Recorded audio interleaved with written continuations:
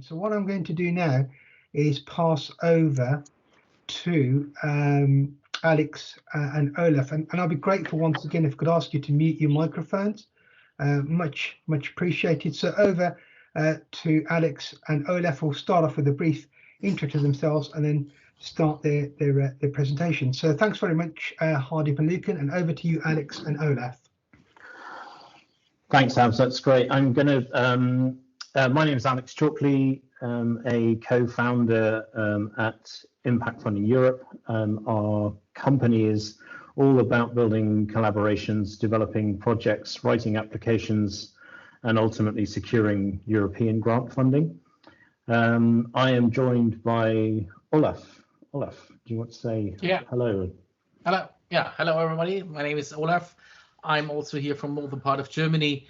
I'm also a co-founder, and my experience in grant funding started in 2013, where I was able, by the support of the Enterprise Europe Network, to get my first European project approved. And since then, I'm doing this regularly. And in the last couple of, 2 or 3 years, we're helping many other SMEs, cities, and other associations to get also the same experience, so get funding for their R&D projects across Europe. Great, thanks. So I will share a screen now, and someone will tell me if you can see that logo. Fantastic. So I'm going to kick off by answering Richard's question, actually, about universities. There's 2 elements to it. Different organizations taking part in collaborative R&D projects are eligible to get different levels of funding. So from the UK, you'll know that SMEs generally are eligible for 70% funding as a rule, and universities eligible for 100%. And that is the same within Horizon Europe. So in most cases, and obviously there are some outliers here and there, research institutions, public bodies, cities, charities, not-for-profits, all of whom are welcome to collaborate, are eligible to have 100% of their costs covered. SMEs typically would get 70% of costs covered.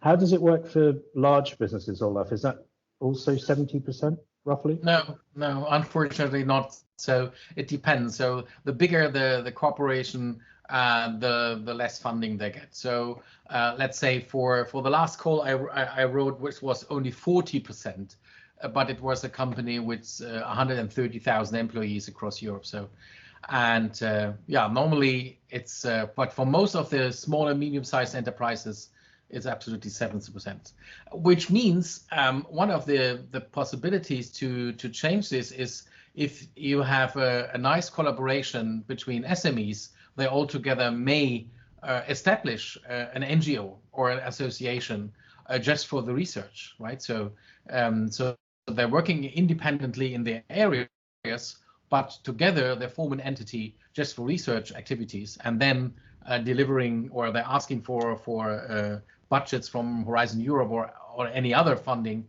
agency via this new entity, which is only formed for R&D purposes. Just as a quick tip in between. It's a really good point. And we're always looking at how to maximize the amount of grant, right? So there's a few tips, and maybe we'll come back to those later, like subcontractors and cascade funding going through the public bodies rather than the private ones. Anyway, we'll come back to that. So the plan today is to introduce Horizon Europe and what it means for UK companies, and in particular look at what collaborative R&D funding means from a grant perspective, and how you can participate.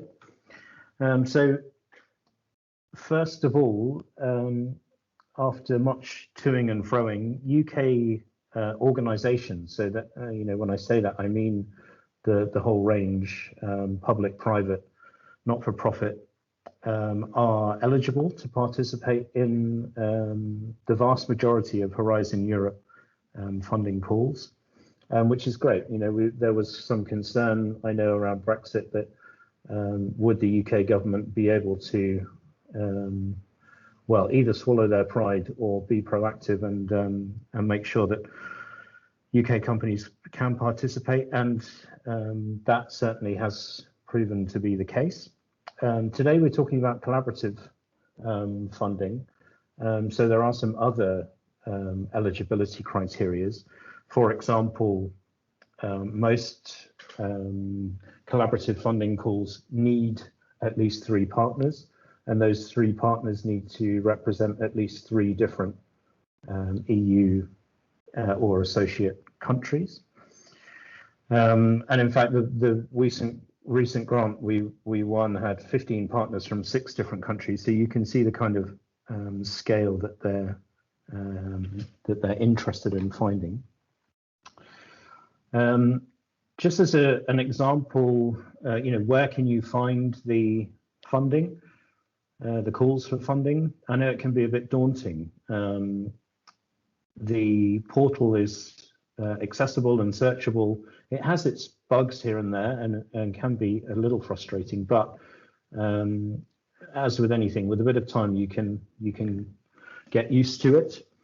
The 3 different types of call are coordination and support action, research and innovation action, and innovation action. And broadly, the difference being a research and innovation action really is R&D, research and development that's coming from the scientific community. So early stage, university-led, research organization-led, moving into or progressing towards commercialization.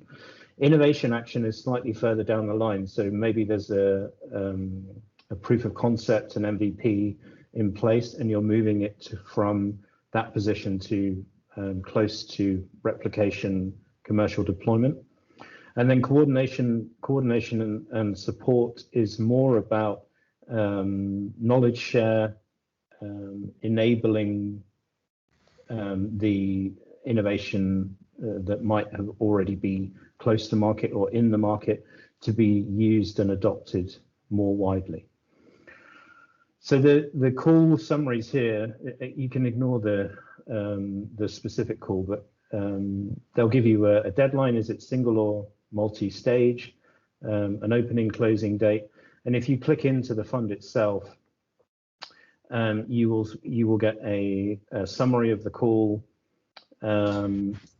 some text around you know, what the Commission is looking for in answer to this call, and you will also get an opportunity to find partners. So here there are 13 organizations or consortiums actively looking for partners. And you'll see links further down, which are pretty important to online manuals and guides and work programs and so on. So I guess don't be afraid of the portal. Jump on and have a look around. We're expecting literally hundreds of calls to be launched in the next couple of weeks, certainly in May, early June, and the calls will go straight onto that Horizon Europe portal. So Horizon Europe's running from 2021 to 2027. It's had a slightly delayed start, I guess. Like most things, it's been Corona hit. It's a €100 billion budget, the vast majority of which is R&D grants, and the vast majority of those are collaborative, meaning you're being encouraged to partner with universities, SMEs, public bodies, and so on to unite, to share knowledge, to form joint ventures, to solve big problems, global challenges, and I'll come on to those and what they are in the next in the next slide. Funding rates we kind of covered with Richard's question earlier. In the main, 70% for SMEs and 100% for associations or research organizations, a bit less for large entities. That means you have to find the remainder. So in an SME's case, 30% of the funding, 30% of the funding is match, and you have to find that match funding. Olaf, do you have any thoughts on that match? Yeah, go for it. So, based on my experience, if you apply for the call, of course you need to make some investigation in your financial capacity, right? So it's a collaborative approach, which means all the others are also relying that you are capable to get your finances ready and approved, and which means you need to investigate into this. As you can see here, there is a 20% indirect course reimbursement as well. So you get your personal direct course, and you get a little bit on top of this for the other costs. And when you look at banks or business angels or VCs, they are they appreciate, I would say, when you are a winning, or when you are part of a winning consortium, they will be most likely interested in your capacity and in your innovation project, because winning such a collaborative project is it's an award somehow, because it's a very competitive situation. And as a differentiator between those I can invest, I would choose, or they most likely choose you as a small, medium-sized enterprise to invest in. So, and you come up with a lot of money, right? SME will take 500K or 1 million or whatever. So, and when you then asking for the 20 or 30% in between, the other comes from a public budget. So it's leverage the investment of the investor. So I would say, don't be shy to ask around you to the business angel syndicates and to your home bank, I would say, for the gap, for the funding. But of course, if you already know there is no chance because of other reasons, you should not jump into a collaborative approach. However, if the leader, the coordinator of the call, if you are open to him or to this organization and talk about your potential lack of financial capacity, they may give you a patronage declaration. So they will stay for you with their financial capacity to support you. So there are multiple, I would say, possibilities to fill in this gap. So I hope this answers a little bit the question. Yeah, that's fair. Just one follow-up thing, Olaf, on that. In your experience of these live projects running, is a percentage of the budget awarded to the project partners on day one, or do they have to wait 3 or 6 months before any funding arrives? Yeah, that's also true.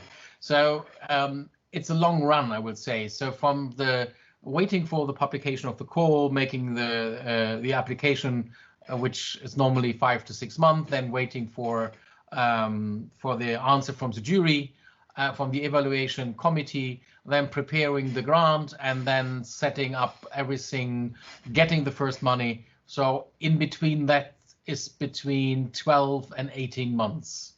So, and in between the positive answer, so from the evaluation and the grant agreement preparation and the kickoff, there is also roughly 5 to 6 months.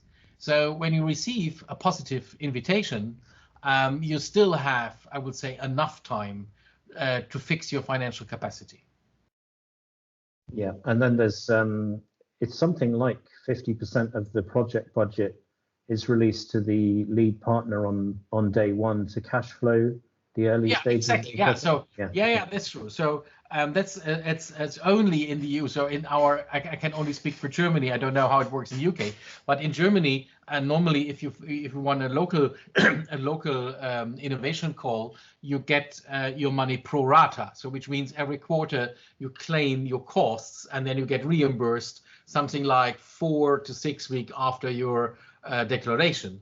For the EU, it's completely different. So they give you an upfront payment, which is covering minimum the first period, which is 1 or 1.5 years of such a project lifetime. So which means you have an upfront cash flow, which is received by the coordinator and then distributed to the partners. And in this sense, if your financial capacity is low, you can also easily accepting a rule like, okay, the coordinator keeps the budget and allocate only those parts which you can claim based on actual expenses. So in this way, the EU also support, I would say, with this kind of clause that you are not, I would say, eligible to get the whole payment upfront, right? So you get it pro rata during the lifetime. So there are different possibilities. But normally you get a very comfortable advanced payment. And then, of course, there is an interim payment as well. So during the course of the project, you claim your cost and you get an interim payment. And then, of course, the final payment is made after all the declarations and reporting is done after the project, which is not after the project. So you get the money in 3 steps. Yeah, perfect. Thank you. So quickly rattle off some kind of key missions, as they're called. There are 5. So adaptation to climate change, which is including a societal adaptation, cancer health, climate neutral and smart cities, which is a particular interest of IFE, healthy oceans, seas, coastal and inland waters, and soil health and food. They're the key missions of Horizon Europe, and they're all working towards global challenges, which are health, culture, creativity and inclusive society, civil security, particularly for society, digital industry and space, and then climate, energy and mobility, and finally food, bioeconomy, natural resources, agriculture and environment. So you can see, and sorry, just to throw a whole range of words and sectors at you, it's quite a broad remit. It makes sense that if you're working towards solving some of the global challenges, if your business model is aligned with modern thinking in terms of working towards UN SDGs, then there's going to be calls for you, opportunities for you moving forward. So we also wanted to make this tangible. And Olaf, I'm going to hand over to you just to maybe give us 1 or 2 projects that we've got off the ground. Maybe start with the smart city project that's running at the moment. Yeah. So as you see here on the spot, what kind of partners should be in a consortium, right? So you have to find those on the geographical level, as Alex already said, minimum 3, better 4 or 5 or 7 or 6 or 7 countries. However, but you also have to look at, I need a small and medium-sized technical partners, academic partners, and as we can see this here on this slide, in a role like, okay, who's doing really the innovation part, who is implementing this, and how it's disseminated, so what is the outreach, and to build, I would say, a convincing and a capable consortium, you need to bring them all together. And that's why a typical consortium is about 7, 10, or even more partners who are well selected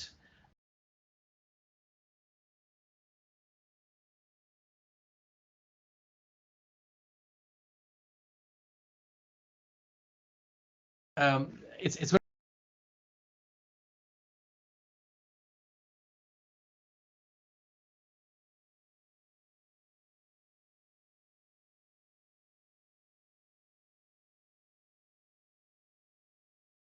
the success, I would say, to support the SME.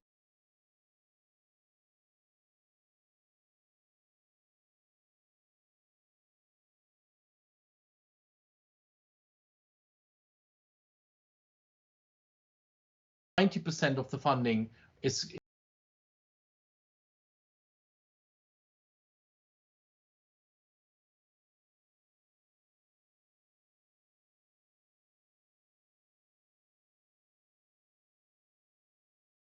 and you're looking around who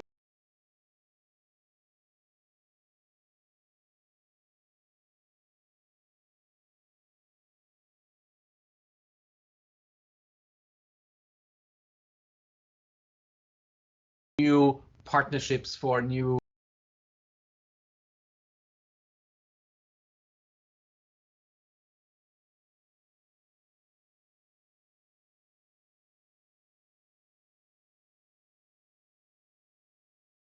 to find the right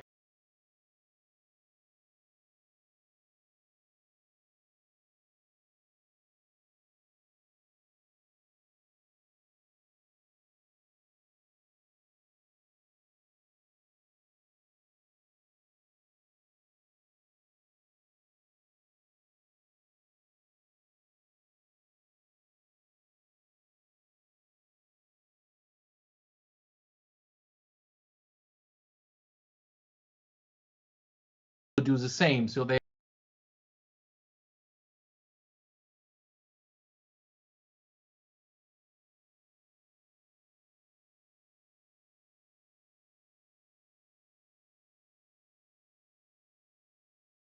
this needs time. So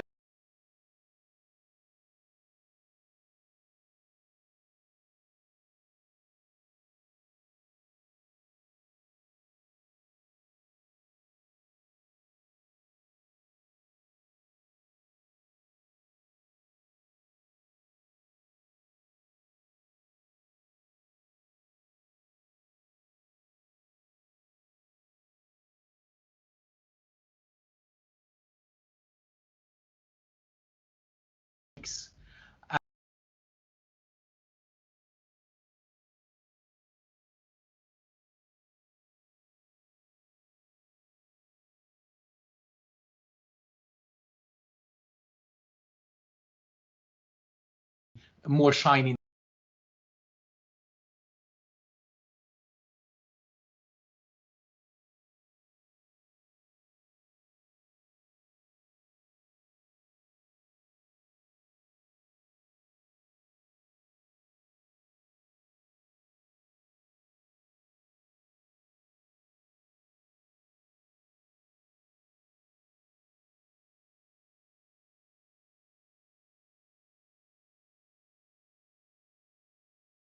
The three rules which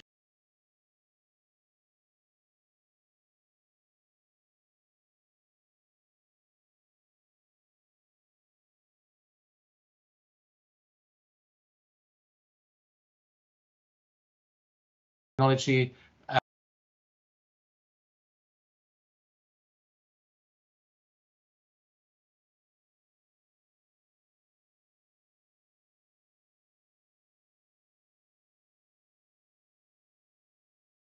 Yeah, that's great. So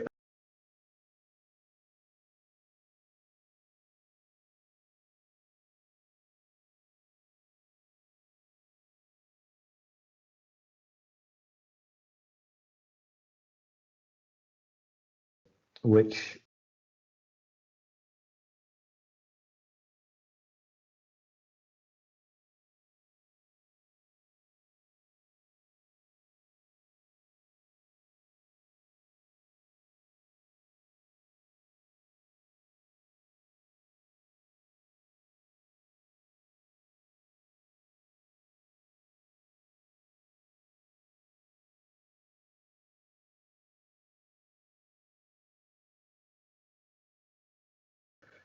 within their city.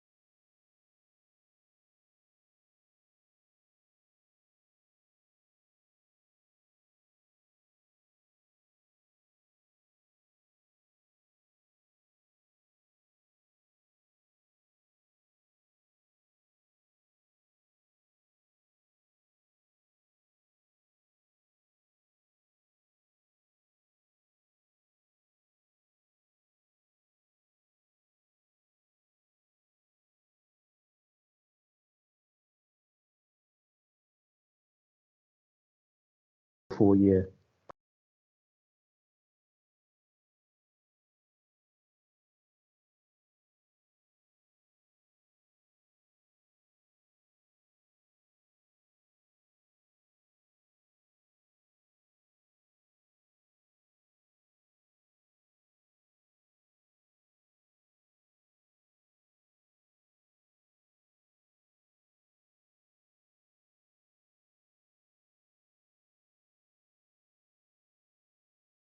Pull together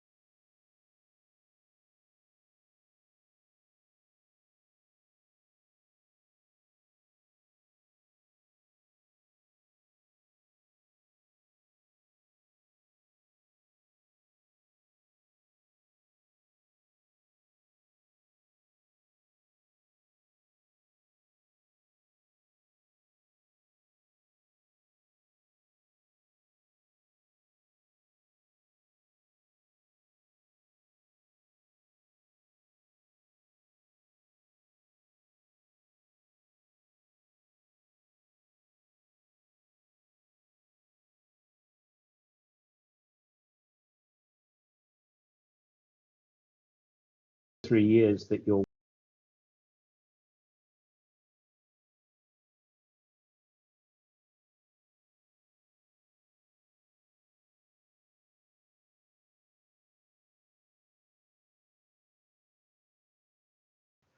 where the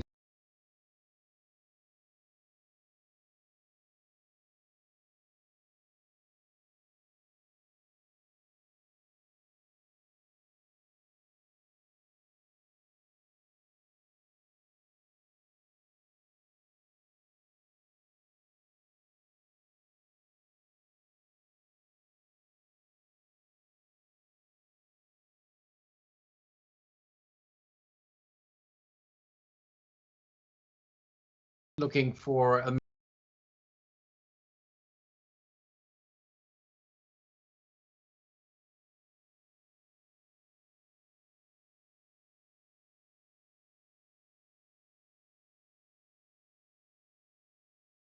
to scale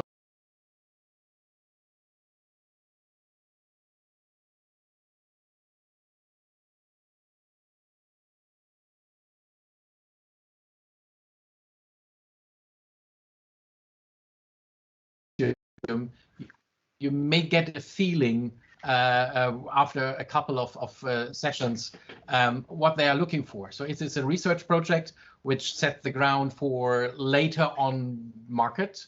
So you have an idea to reach out or to combine different research organizations across Europe and get more knowledge on this topic and so on. That's fine. And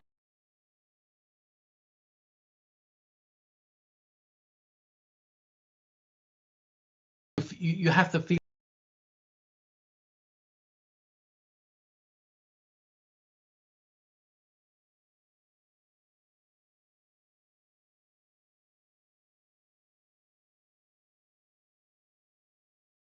as well. So when you try to understand the call text, what societal challenges will be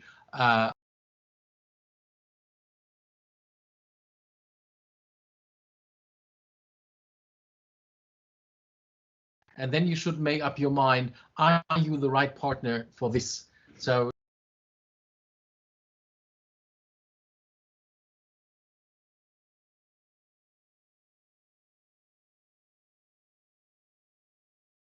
years or 8 years, you have perhaps starting with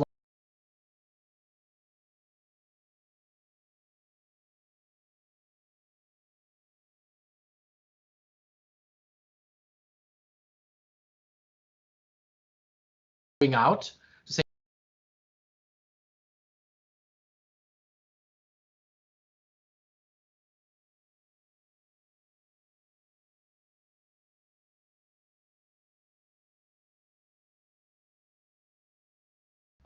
my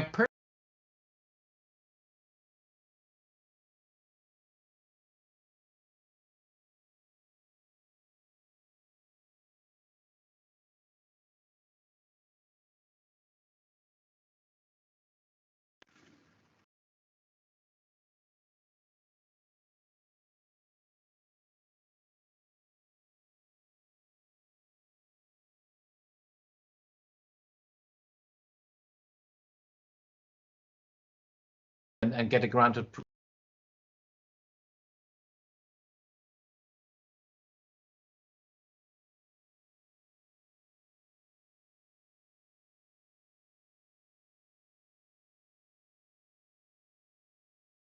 year from application to decision. So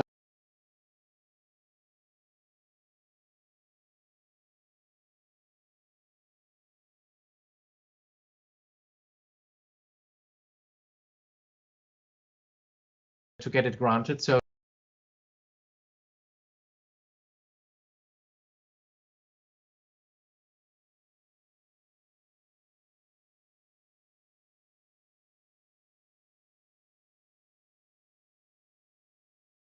you should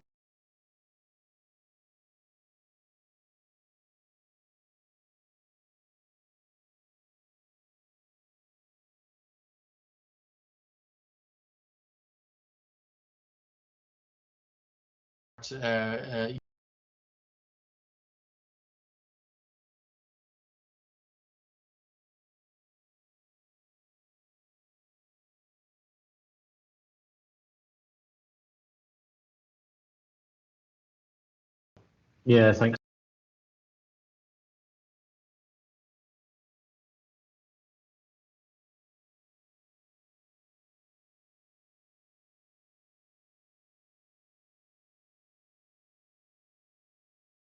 Involved.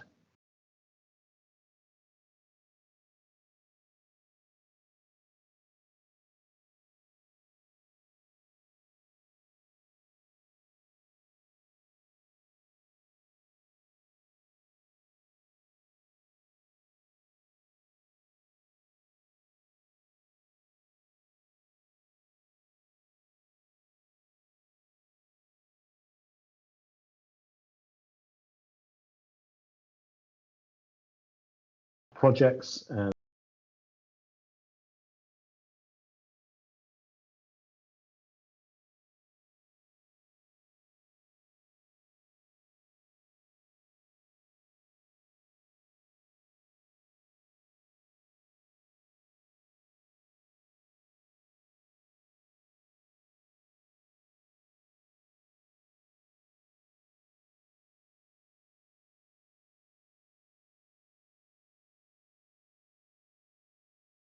Very much, Alex.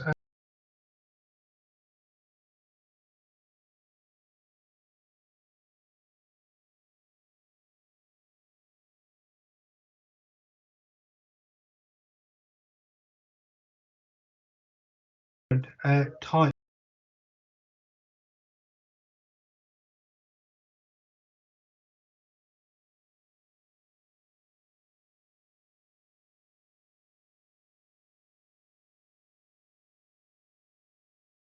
More evolved state.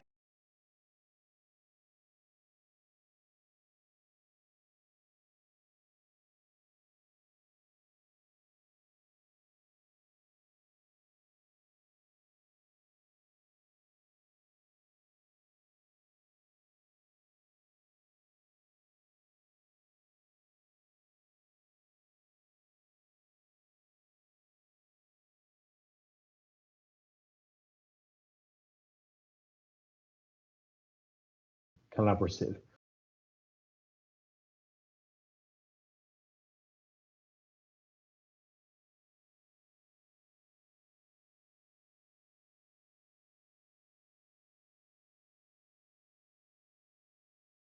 Be beyond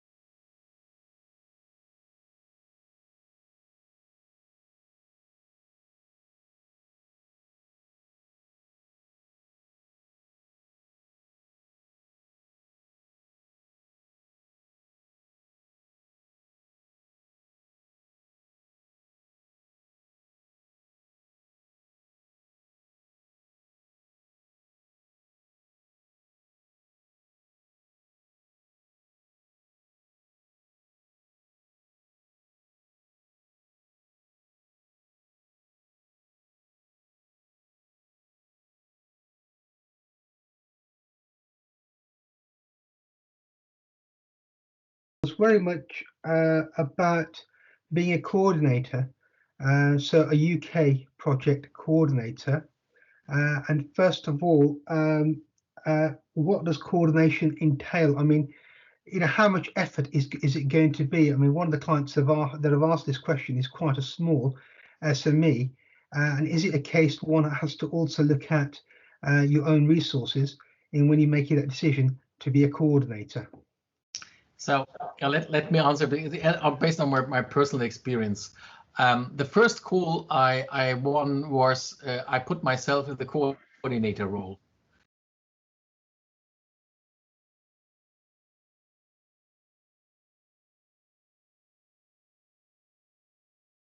Network in his hand, so everything goes through the coordinator.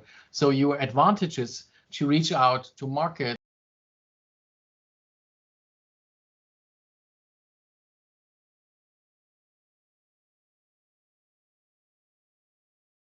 On the other hand, a coordinator obligation.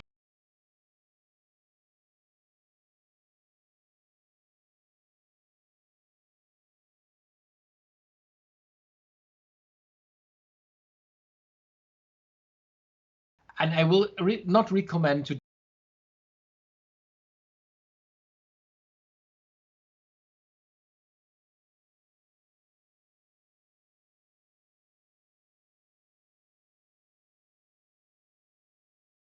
I had to learn everything very soon, and I have made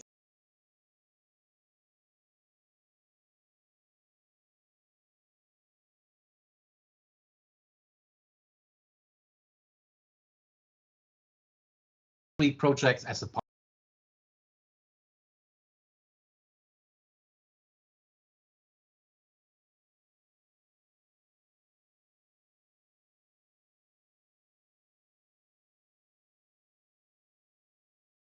Actually, he couldn't join us this afternoon, and it was very much a question geared towards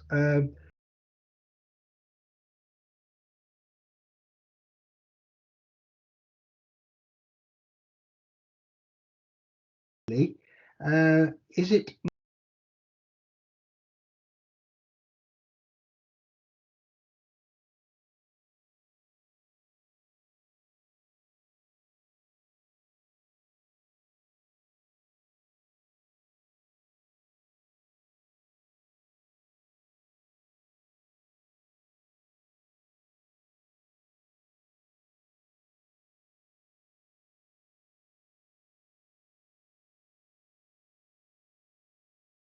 the overall eligibility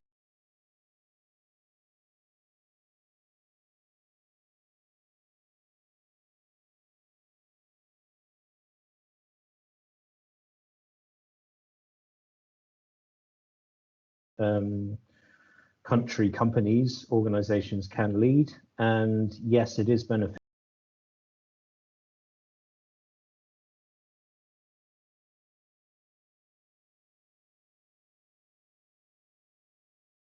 Thought on this.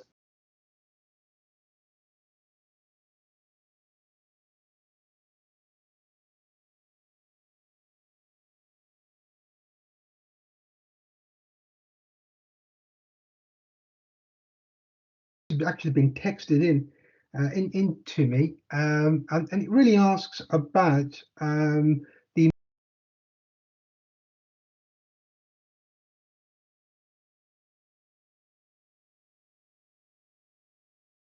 there's upfront payment as well. But someone's asked a question about your match funding. Does it have to be hard cash?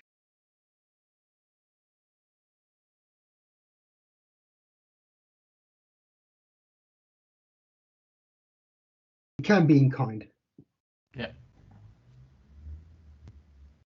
Okay, brilliant. So just to add another comment. So we have to differentiate between match funding and blended finance, because it's very interesting. So if you are applying and win a grant, there are multiple possibilities also from European bodies like the European Investment Bank or Investment Fund and other organizations.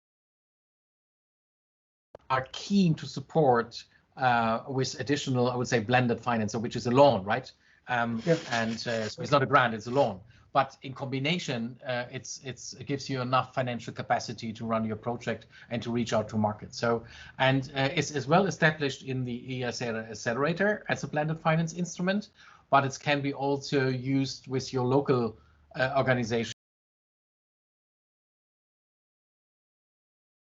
for, I call it then, you may call it match funding, blended finance. So it's a combination of these. So how to fill in the gap and how to get this done. Okay, brilliant.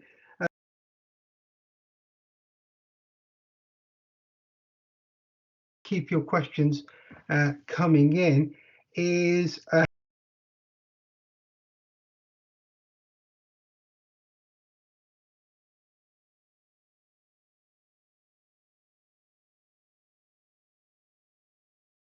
or a submission? Yeah, it's pretty easy actually. Yeah, 5 minutes, would you say?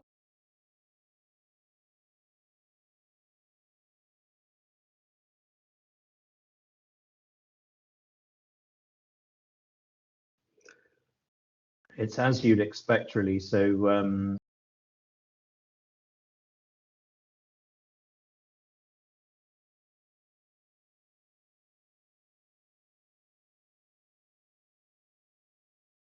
if you have it, and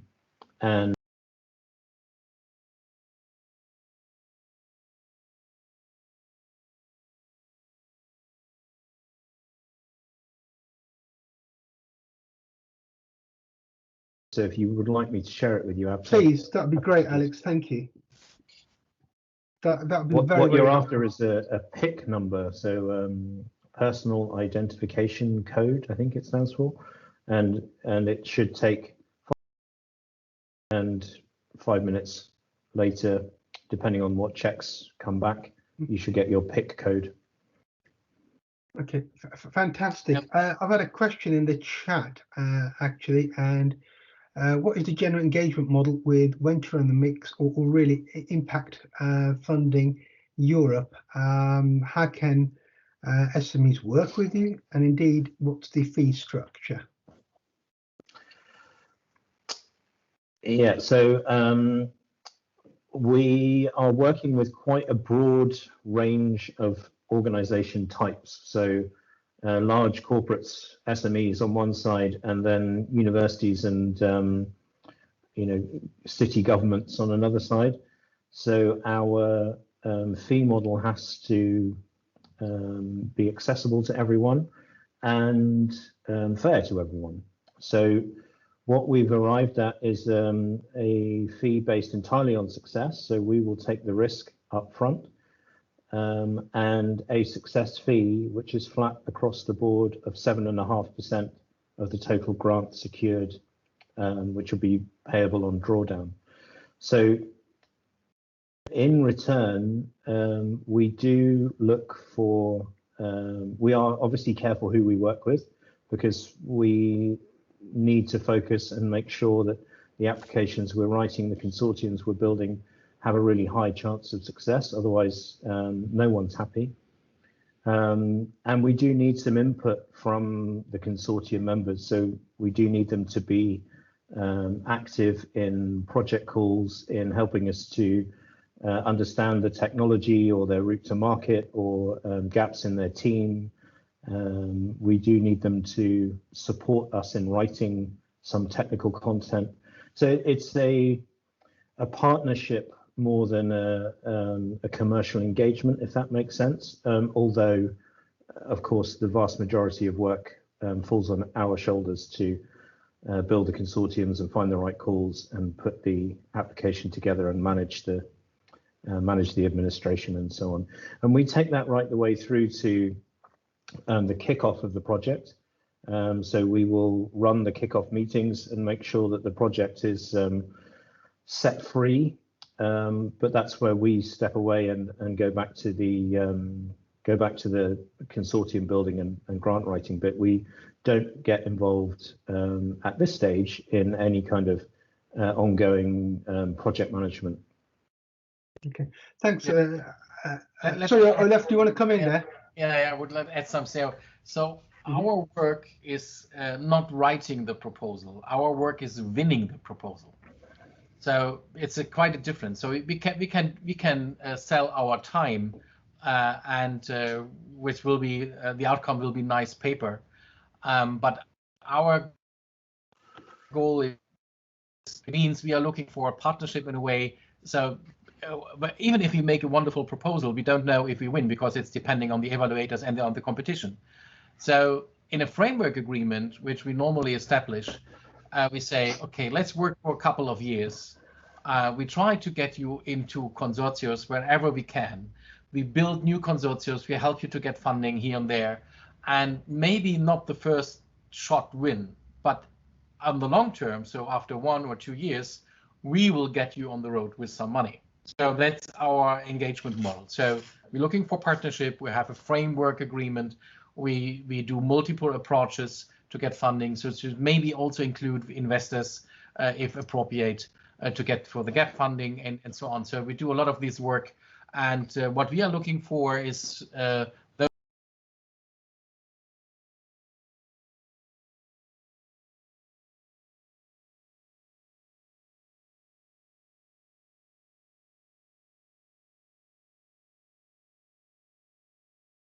biodiversity, new agriculture, and so on. All these things really matters today. This is our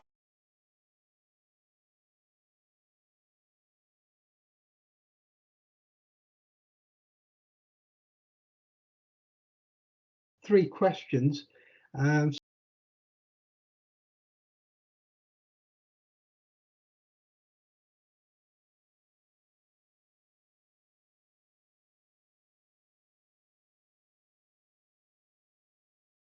No, yet.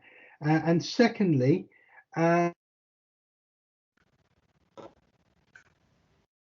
are they weighted in kind of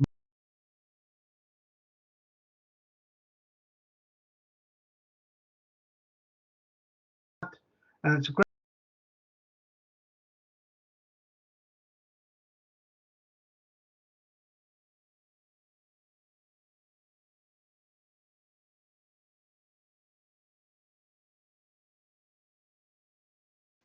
How many applications come into a call?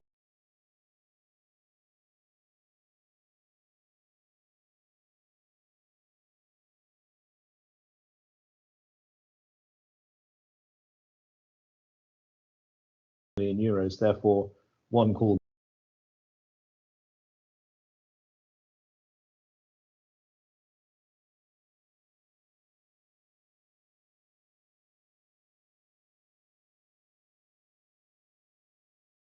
is much higher. So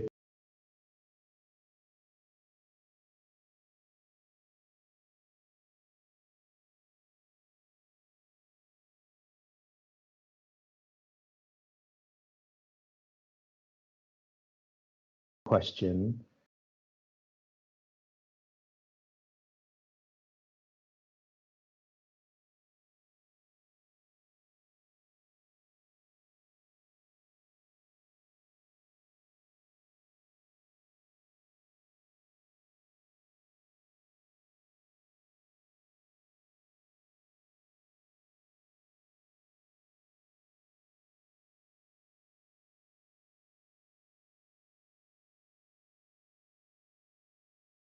so the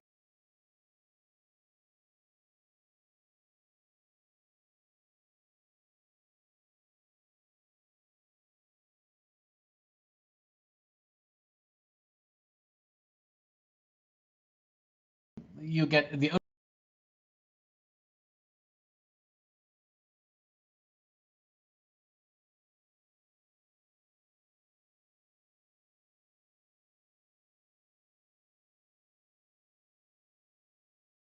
when you're looking at the green deal,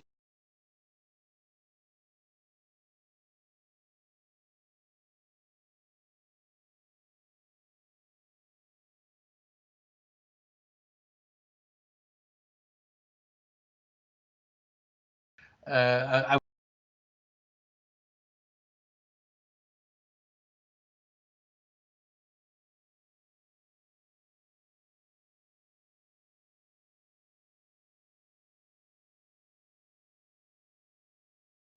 So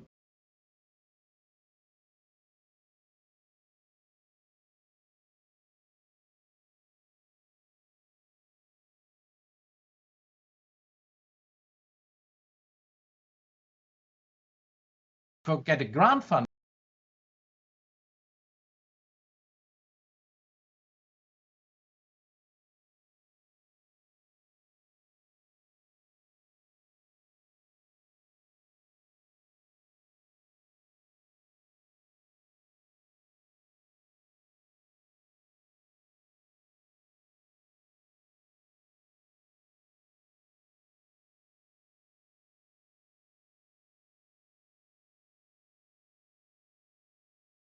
this.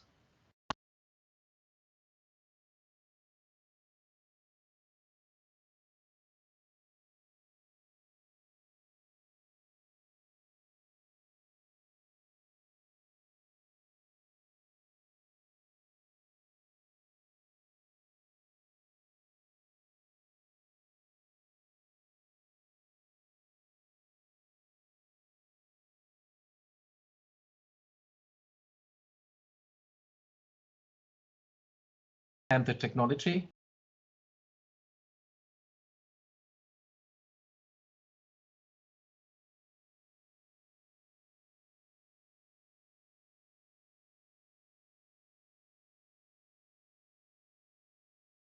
I would say indirect criteria.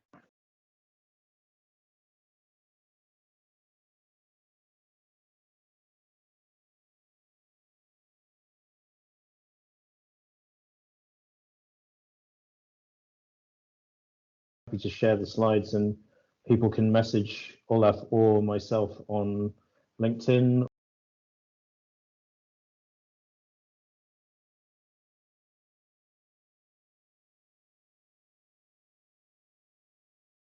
Got a few minutes, so please keep your questions coming in. And the one that's coming by text here is an interesting one, actually, is how innovative are the assessors looking for in terms of how innovative that product is, that service is. So what is the criteria for how innovative? Does it have to be radically innovative, really highly innovative? We're talking about disruptive, the market or the technology. So a little detail on that will be well received, Olaf and Alex. Yeah, I can start, and Olaf will have some thoughts afterwards. Again, it comes back to, is it an RIA, research innovation action, which is really, innovation or research coming out of the scientific community. So there you're talking about fundamental research.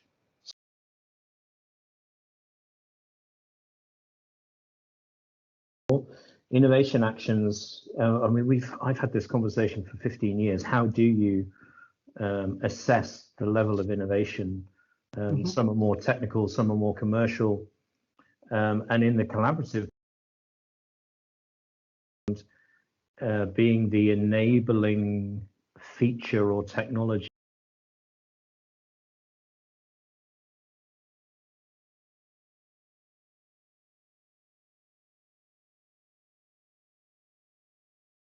of ways of measuring the level of innovation. I guess you would need to see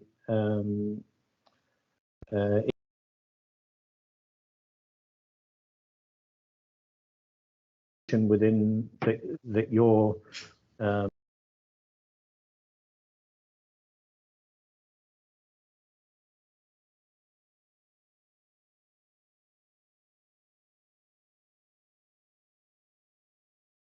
even quantify those impacts, then that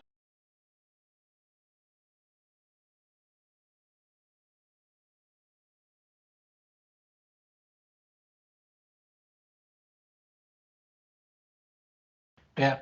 So in former times, I was under the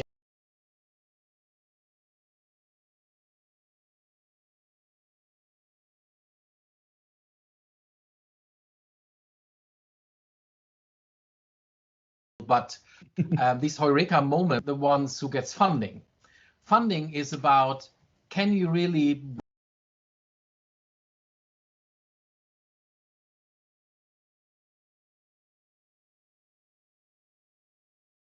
impact? So this is why our company is called impact funding. It's not about, in this sense, have an excellent Heureka idea, which we can have in the course of a day. You can have hundreds of them, but can you really deliver this to address the demanding actual societal challenges? And this is a difference. So funding gets those who are capable and prove that they are capable to bring innovation on the ground, to put the rubber on the road. Okay, brilliant. Thanks very much for that. If you want to, a quick minute for another question. If there aren't any more questions that are coming in, then I'll draw the session to a close. Once again, a reminder: you will get access through your respective advisors to the slide deck. And also, if you've got any further questions, please take it up with your advisor.